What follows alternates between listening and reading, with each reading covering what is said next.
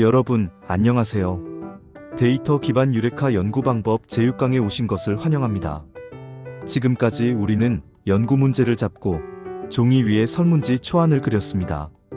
이제 그 종이 도면을 실제 작동하는 시스템으로 만들 시간입니다. 오늘 배울 내용은 유레카 실습 마스터하기입니다. 복잡한 코딩이나 외주 제작 없이 계정 생성부터 데이터 수집까지 나만의 든든한 연구 본부 HQ를 단 10분 만에 구축하는 방법을 단계별로 확실하게 알려드리겠습니다. 자, 이론은 끝났습니다. 실전 시작해볼까요? 시작이 반입니다. 여러분이 STATSCHOL 넷에 접속하여 로그인 버튼을 누르는 순간 이미 논문이 50%는 성공한 것과 다름없습니다. 우리의 목표는 명확합니다. 딱 10분을 투자해서 데이터를 빨아들이는 나만의 연구소 리서치 인스터튜트를 만드는 것입니다. 이 베이스캠프 역할을 할 도구가 바로 유레카입니다. 하지만 시작하기 전 꼭 명심해야 할 철학이 있습니다. 도구는 거들 뿐 the tool is the servant. 기능의 화려함에 매몰되지 마시고 항상 여러분의 핵심 연구 질문에만 집중하십시오. 자, 베이스캠프에 입장했습니다. 크롬 브라우저를 통해 유레카에 접속하고 소속 기관 정보로 로그인합니다. 메인 화면을 보시면 세 가지 큰 버튼이 보일 겁니다. 수업 활용, 설문조사, 통계 분석. 여기서 오늘 우리가 타겟으로 삼고 들어갈 곳은 바로 중앙에 있는 설문조사 데이터 수집 본부입니다. 이 버튼을 힘차게 클릭하고 새로운 프로젝트 생성을 시작해봅시다.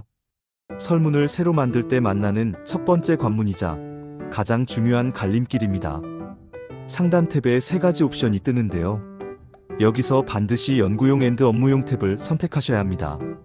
만약 교육과정 평가용이나 수업 실습용을 잘못 선택하시면 나중에 피땀 흘려 모은 데이터를 다운로드할 수도 없고 고급 통계 분석도 불가능해지는 대참사가 발생합니다. 이름표를 다는 전략 네이밍 스트래터지도 중요합니다. 내부 관리자용 제목은 2025 석사 논문 최종 비삼처럼 엄격하게 적고 대중에게 공개되는 응답자용 제목은 AI와 함께하는 미래 교육 선생님의 생각은 처럼 호기심을 자극하게 적어주세요. 이제 무너지지 않는 기초공사 기본 설정 단계입니다. 세 가지를 세팅합니다. 첫째, 조사기간 데이트. 마감일은 목표한 날짜보다 반드시 3일 정도 여유를 두세요. 응답자가 한창 하고 있는데 시스템이 자동으로 종료되어 버리는 비극을 막아야 합니다. 둘째, 머리말과 꼬리말. 5강에서 배운 대로 연구 윤리 규정과 예상 소요 시간을 친절하게 명시합니다. 셋째, 결과 공개 설정. 다른 사람의 응답을 보고 편향이 생기는 데이터 오염을 막기 위해 반드시 비공개로 설정하십시오. 여기서 초보 연구자들이 가장 많이 하는 치명적 실수 하나를 짚고 가겠습니다. 바로 IP 제한의 함정입니다. 중복 응답을 막겠다고 무턱대고 IP 제한을 걸어버리면 어떻게 될까요? 학교나 관공서, 사무실은 대부분 동일한 IP를 공유합니다. 즉, 옆자리 김 선생님이 설문을 완료하는 순간 그 학교의 모든 교사는 두 번째 사람으로 인식되어 접속이 원천 차단됩니다. 따라서 학교나 기관 대상일 때는 IP 제한을 과감히 끄고 대신 기기별로 인식하는 쿠키 제한을 사용하거나 모바일 데이터 LTEOG 접속을 유도해야 합니다. 기초 공사가 끝났으니 이제 벽돌을 쌓아 문항을 만들 차례입니다. 네 가지 블록만 아시면 됩니다. 1. 성별 학년처럼 인구 통계를 물을 때는 객관식을 씁니다. 2. 연구의 심장인 만족도와 태도를 물을 때는 눈금이 있는 척도형을 씁니다. 3. 구체적인 나이나 솔직한 의견을 받을 때는 주관식을 던집니다. 4. 마지막으로 네라고 답한 사람만 특정 질문으로 보내는 논리적 이동은 분기형을 활용합니다. 논문에서 가장 많이 쓰는 척도형 문항의 꿀팁입니다. 1. 전혀 그렇지 않다부터 5. 매우 그렇다까지 5점 척도가 스탠다드입니다. 질문이 10개가 넘어가면 응답자는 피로를 느낍니다.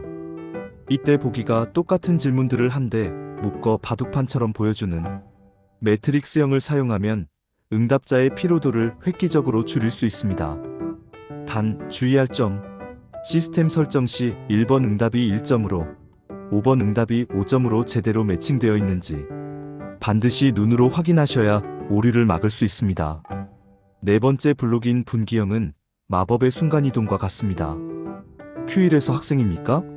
라고 물었을 때 yes를 누르면 Q2학년은 으로 보내고 no를 누르면 학생 질문을 다 건너뛰고 Q5 직업은 으로 바로 보내는 기능입니다.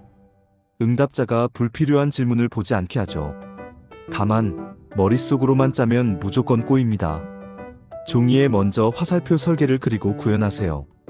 특히 질문이 꼬리에 꼬리를 물다 영원히 끝나지 않는 무한 루프에 빠지지 않도록 완성 후 미리 보기로 직접 경로를 테스트해보는 것이 필수입니다. 뼈대를 세웠다면 이제 응답자 경험을 배려하는 디테일한 인테리어를 해봅시다. 4가지 기능만 기억하세요. 1. 결측지 빈칸 방지를 위해 꼭 필요한 질문은 필수 응답으로 설정합니다. 2. 질문이 너무 길면 스크롤 피로도가 생기니 페이지 나누기로 적절히 잘라줍니다. 3. 글만 있으면 지루하니 적절한 이미지나 영상 멀티미디어를 넣어 이해도를 높이세요. 4. 비슷한 문항은 일일이 치지 말고 문항 복사 버튼을 써서 퇴근 시간을 앞당기십시오. 잠시 기술적인 이야기를 멈추고 본질을 짚어봅시다. 바보에게 훌륭한 도구를 쥐어주면 그는 여전히 바보일 뿐이다. 화면을 보시죠.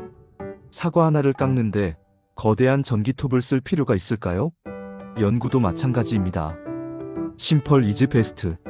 내 연구 질문에 맞지 않는 불필요하고 복잡한 기능들을 억지로 우겨넣지 마세요. 유레카는 그저 빠르고 정확한 계산기일 뿐입니다. 내비게이션 도구를 맹신하지 말고 운전대.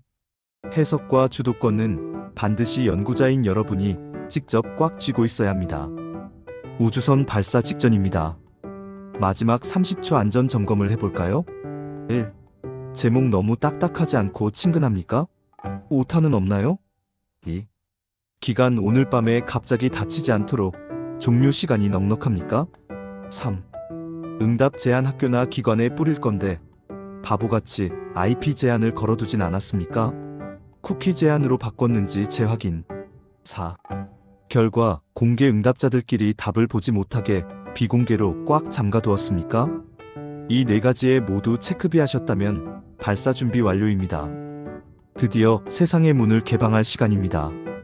시스템 설정에서 설문 상태를 작성 중에서 조사 중 ON으로 스위치를 딸깍 켭니다. 그러면 유레카가 알아서 배포용 URL 주소와 포스터에 박을 수 있는 예쁜 QR코드를 생성해줍니다. 이 링크를 복사하여 7강에서 배울 3단 메시지 구조와 함께 카카오톡으로 전송하세요. 아, 잠깐! 대규모로 뿌리기 전에 먼저 본인의 스마트폰으로 링크를 열어 글씨가 깨지지 않는지 가독성을 확인하는 센스 잊지 마시고요. 온라인 설문을 쓰지 않는 질적 연구자들을 위한 현장 팁도 준비했습니다. 기록되지 않은 역사는 사라집니다. 인터뷰 현장에 갈 때는 노트 필기에 의존하지 마시고 클로바 노트나 다글로 같은 AI 녹음 앱을 반드시 켜두세요. 대화를 자동으로 문서화해 주어 분석 시간을 혁신적으로 줄여줍니다. 단, 녹음 버튼을 누르기 전 연구 참여 동의서 서명을 받는 것은 절대 잊어선 안 될 필수 윤리입니다. 그리고 본격적인 대화 전 카페의 소음이 너무 크진 않은지 10초 정도 짧게 현장 테스트 녹음을 꼭 해보시길 권장합니다. 자, 이제 정말 진짜 마지막 발사 카운트다운입니다. 무작정 수백 명에게 링크를 던지지 마십시오. 반드시 가장 친한 동료 딱 한 명에게 링크를 먼저 보내는 베타 테스트를 거치십시오. 질문이 이해가 잘 되는지, 시간이 얼마나 걸렸는지 피드백을 받고 수정하는 것이 파국을 막는 최종 방어선입니다. 이 모든 파이널 콜을 통과했다면 이제 당당하게 발사 버튼을 누르십시오. 여러분이 구축한 이 강력한 시스템은 이제 여러분이 편안하게 잠든 사이에도 세상의 소중한 데이터들을 부지런히 모아줄 것입니다. 성공적인 데이터 수집을 기원하며 저는 다음 강의에서 뵙겠습니다. 수고하셨습니다.